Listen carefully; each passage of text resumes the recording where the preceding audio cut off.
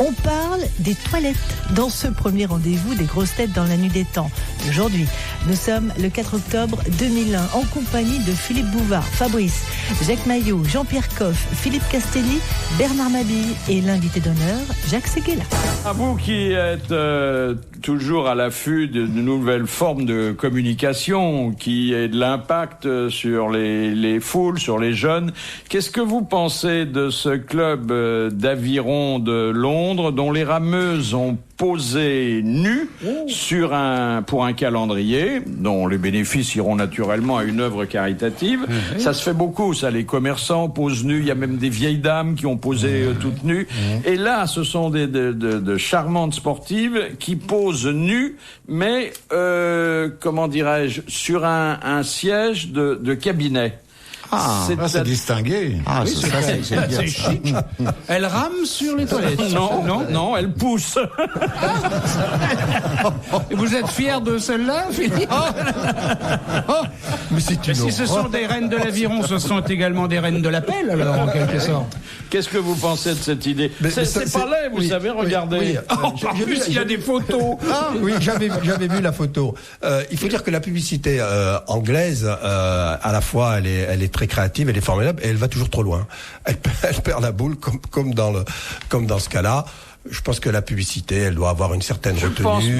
Je pense d'ailleurs que les attitudes de ces demoiselles, au début de ce que vous me permettrez d'appeler pudiquement leur exercice de gymnastique exonérante, est assez romantique. Ouais. Vous savez pourquoi les femmes s'asseyent pour faire pipi? C'est parce que c'est elles qui lavent les chiottes. Et en plus, macho. Mais où on est?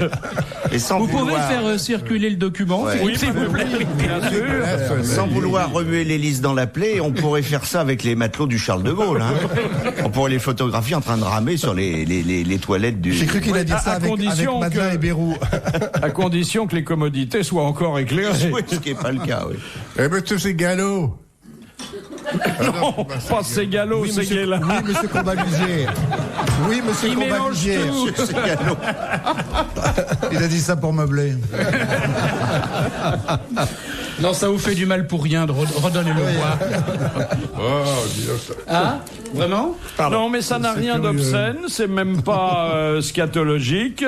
Non, non, c'est franchement dégueulasse. Oui, bon, non. Ça fait pub pour Non, Jean-Claude mais Decaux. surtout, on comprend pas bien le tenant et l'aboutissant, si je puis dire. Oh, écoutez, Non, mais pourquoi? Ce sont des toilettes. l'aboutissement, on le connaît, hein.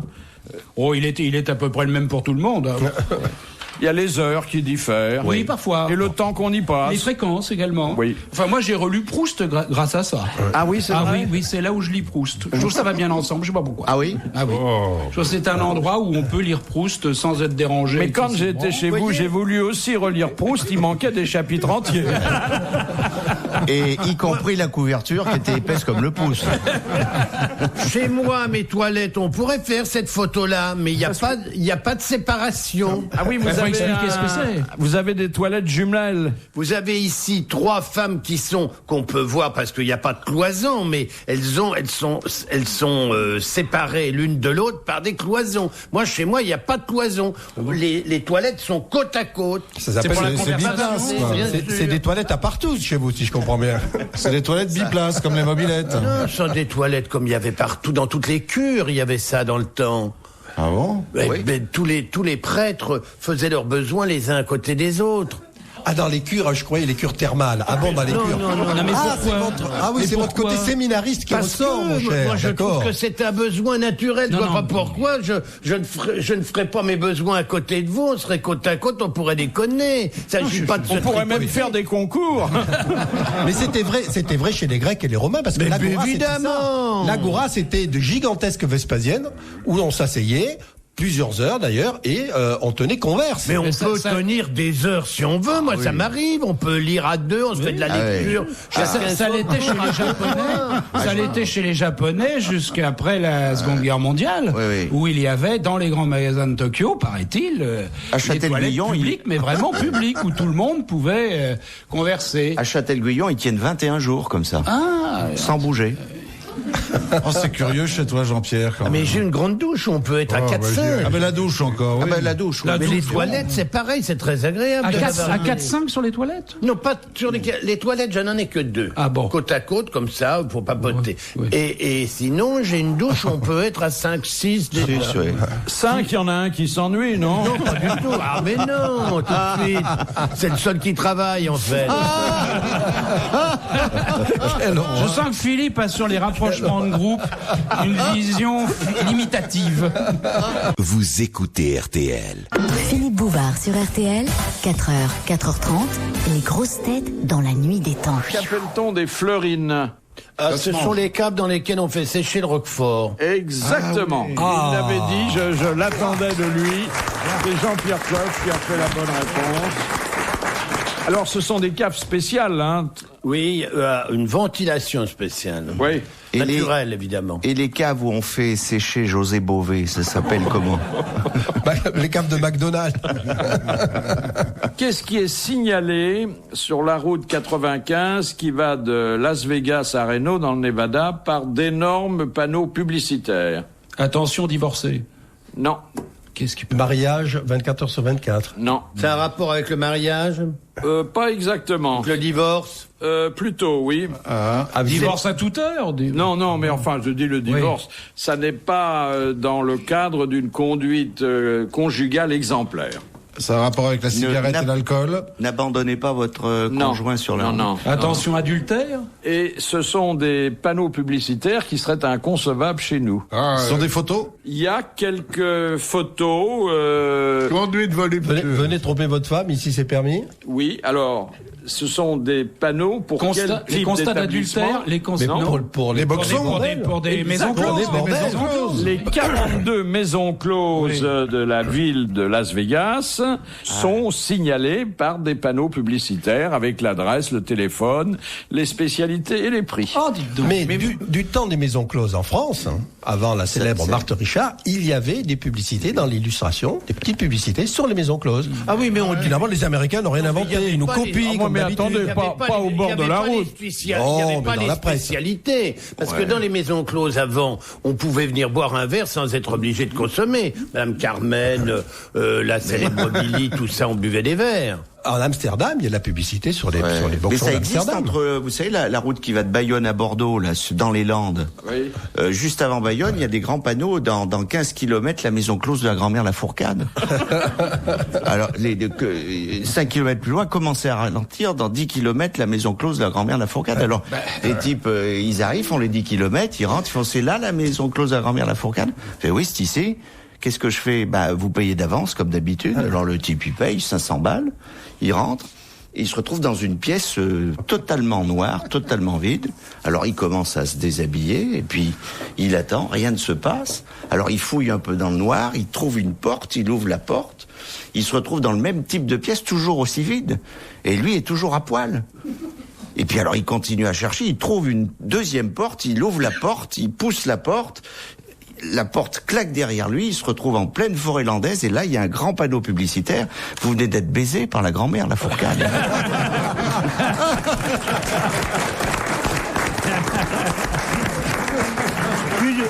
Tu donnes beaucoup trop de détails pour ne pas t'être piégé toi-même, me semble-t-il.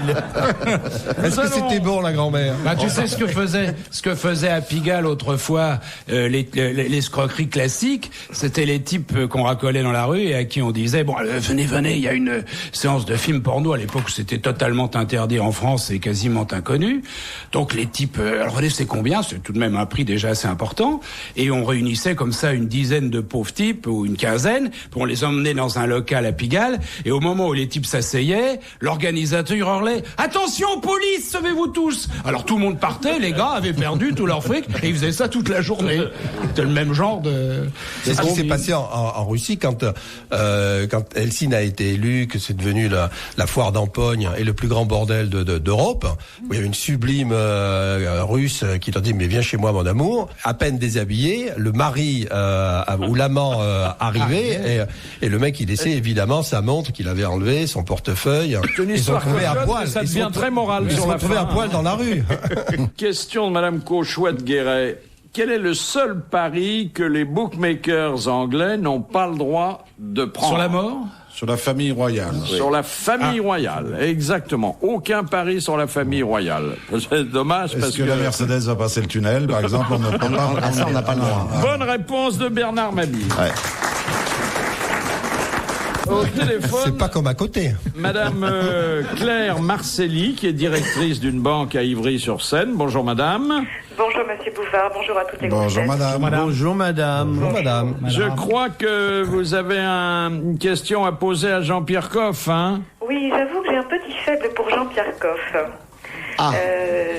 Il ronronne. Oh, je ne sais pas s'il ronronne. Je voulais savoir si Jean-Pierre Coff se définissait comme un rabelaisien ou comme un épicurien. Oh là, c'est difficile. Ni l'un ni l'autre, j'ai envie de dire. Plus maintenant, toi. Je crois que vous téléphonez un peu tard, hein? Comme un Non, bouvardien. mais non, je devais me définir, je me définirais comme un touche-à-tout. Et Même dans aux tout- directrices de banque?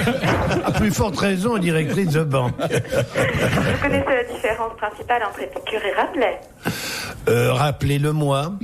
Eh bien, Épicure, en fait, était quelqu'un de relativement triste, qui prônait l'ascétisme, qui prônait une certaine hygiène de vie, contrairement à Rabelais, qui est un excellent vivant. Il y a eu il y a un très joyeux disciple d'Épicure, c'est Virenque, hein? Non, mais je Nous ne ne devons pas goûter aux mêmes ingrédients. veux pas m'intéresser à ces... Enfin, je veux pas me reconnaître dans ces deux définitions. Je suis plutôt un homme de plaisir et je défends le plaisir pour tous et je suis contre l'élitisme gastronomique lié à l'argent. Voilà. Tu es coffien. Ouais.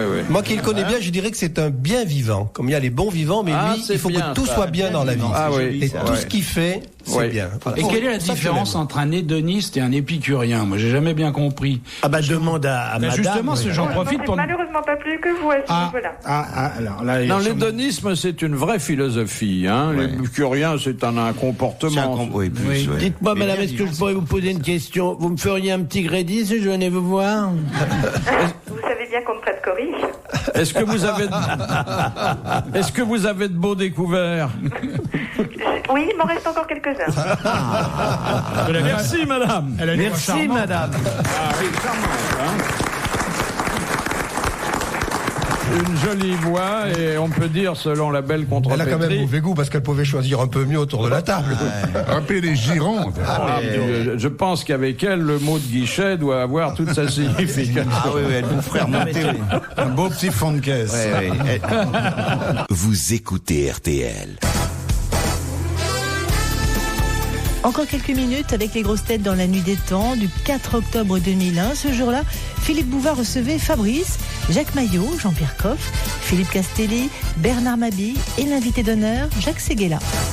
Alors, je voudrais que nous parlions avec un éminent spécialiste d'une nouvelle tendance. Je pense qu'on peut parler d'un véritable phénomène de société. C'est le fait que l'homme, le français notamment, est en train de changer de nac.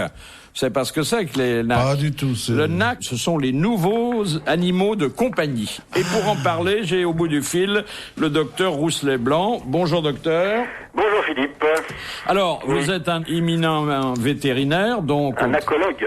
Oui, donc très au fait des goûts de vos contemporains pour les petites et les grosses bêtes. Oui. Vous avez constaté dans votre clientèle ce changement de tendance? Oui, bon, disons que c'est quand même pas le raz-de-marée qu'on nous annonce. Hein. C'est bon, c'est sûr qu'on voit des tas de gens maintenant qui ont des rats, des souris, des furets. Le furet, hein, pas mal. Le furet, ça sent pas bon, hein? Ça sent pas bon puisque c'est le cousin du putois. Alors, Ça mord, ça saigne.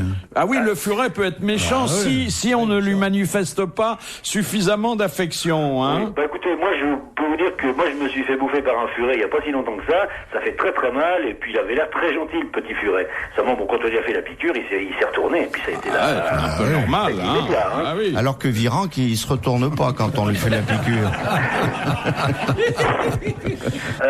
La vipère de broussailles. Vipère de broussailles, alors vous avez le serpent machin, le serpent truc, le python royal, vous avez l'amygale. Moi, on me les a retirés quand j'étais petit, les amygales. J'ai pas osé la faire, celle-là, putain, j'ai pas osé. Il y a les petites femmes de Migale, hein. Dites donc, docteur. Oui, mais araignée du matin, chagrin. C'est ça, ouais. Nous, notre rôle, c'est à la limite, serait de dire aux gens arrêtez vos conneries et prenez plutôt un brave chien, un brave chat, à la rigueur un lapin nain ou un hamster. Le lapin, c'est préférable parce qu'on peut le manger quand on en a assez. Voilà. Oui, mais alors Philippe, le hamster, après ce que vous nous avez raconté l'autre jour... Et puis le hamster, il grince des dents, hein, c'est désagréable. Hein. Surtout, il se reproduit terriblement quand vous avez... Alors souvent, les gens disent il est tout seul, le pauvre petit animal, alors on en met deux. S'il est un mâle et une femelle, ça devient l'enfer, quoi. À l'Amsterdam, ouais, c'est terrible. Il y a une autre tendance. Pour l'instant, on ne l'observe qu'aux États-Unis, mais puisque généralement ça traverse l'océan, il faut s'en émouvoir dès maintenant. C'est que il y a tout un marché qui vient de se développer, notamment à New York, une chaîne de boutiques qui s'est spécialisée dans le cadeau pour chiens, et notamment le cadeau d'anniversaire pour chiens. Bien sûr, mais il n'y a pas que là. Hein. Alors, il paraît qu'il y a maintenant des restaurants réservés aux chiens et aux chats, mais ça, c'est au Japon. Il y aurait d'ailleurs des messes pour chiens et chats, et notamment à Paris, en l'église Sainte-Rita. Vous êtes au courant? Ah oui, ça c'est les causes perdues. Sainte-Rita, c'est assez sympathique. C'est Monseigneur, je ne sais plus comment il s'appelle. Monseigneur Toutou, je crois.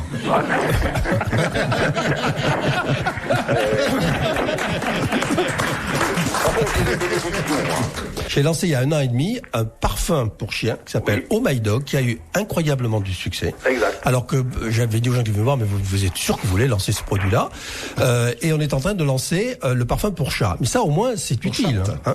C'est des parfums très efficaces, c'est des parfums qui sont étudiés pour ça. Pourquoi pas sur un chat d'une vieille fille, par exemple,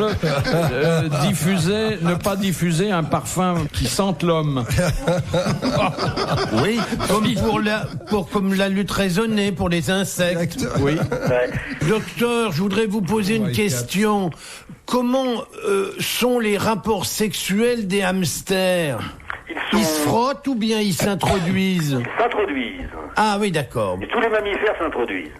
Ah oui. C'est obligatoire. Ouais. Comme les énarques. De la veine. Ah ben alors, les énarques s'introduisent beaucoup. Il y a des hein. volatiles qui ont, eux, la réputation de se frotter seulement, c'est-à-dire de se contenter de pas grand-chose, qui offrent des particularités anatomiques assez extraordinaires, puisque on vient de découvrir une espèce de canard... Là, il cherche ses fiches, vous en avez pour 10 minutes, monsieur Blanc. Attendez, j'espère que vous n'avez pas un client sur notre salle d'attente, parce que là, ça peut durer 10 minutes. Il est perdu, il cherche une feuille, il fouille, il mouille son doigt.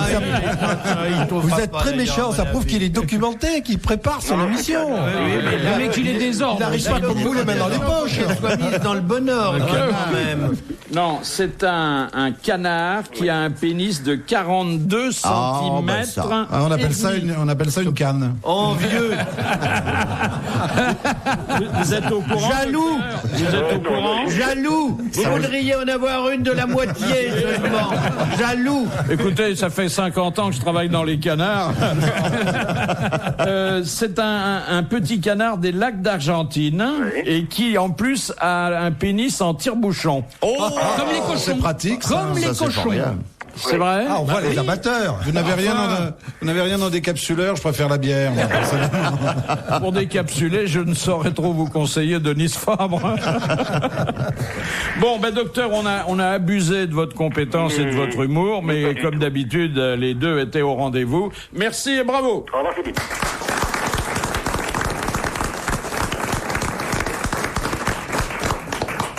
Ah, Qu'est-ce qui se passe? c'était un type un peu sanguin qui se dispute avec sa femme. Alors le ton monte, il s'énerve et il sort un grand coutelas de sa poche et il trustille sa bonne femme. Alors complètement affolé, il va trouver le commissaire de police. Monsieur le commissaire, j'ai éventré ma femme. Alors le commissaire, distraitement. Bon, ça s'est passé à quelle heure? À 5h du matin. Eh ben, dites donc, vous ouvrez tôt dans la boucherie. Non, mais il aurait peut-être fallu dire au début qu'il était bouché. Hein, là, ça marche pas.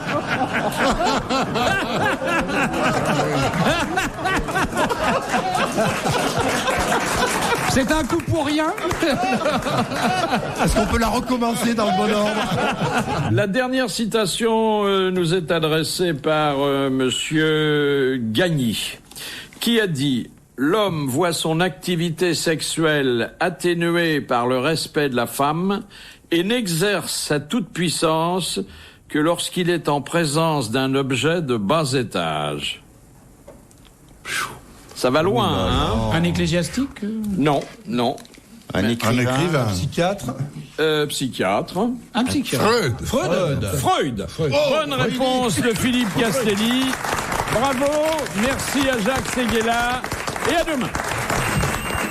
Retrouvez les grosses têtes dans la nuit des temps sur RTL.fr.